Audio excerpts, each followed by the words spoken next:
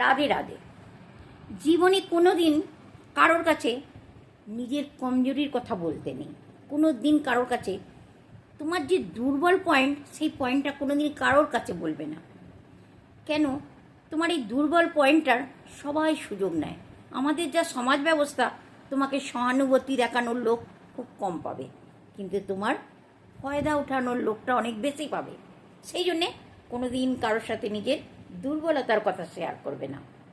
এই দুর্বলতার কথা শেয়ার করার উপরে আমি একটা ছোট্ট কাহিনি শোনাচ্ছি, শোনো। একজন লেডিস ছিল, তার ছোট ছোট দুটো বাচ্চা। হঠাৎ তার হাজব্যান্ডও মজদুরি করেই খেত, মজদুর লোক ছিল। হঠাৎ তার হাজব্যান্ডের অ্যাক্সিডেন্ট হয়ে যায়। অ্যাক্সিডেন্টে দুটো পাই ফ্র্যাকচার হয়ে যায়। খাবে তো খাবে কি, দুটো ছোট বাচ্চা ঘরে।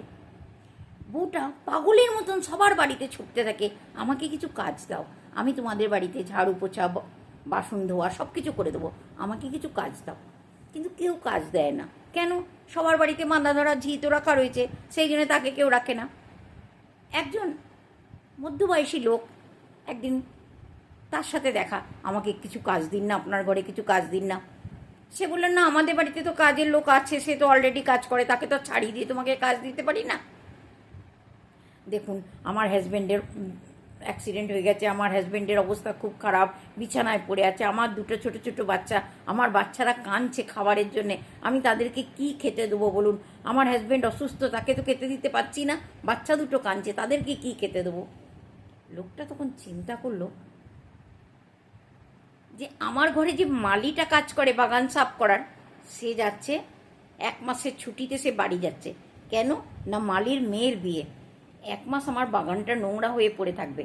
আর যে মালিক কাজ করে তাকে সে পার ডে 200 টাকা হিসাবে দেয়, দিয়ে বাগান পরিষ্কার করায়। তখন তার মাথায় এলো, এ তো মজবুর, এর তো দরকার আছে কাজে।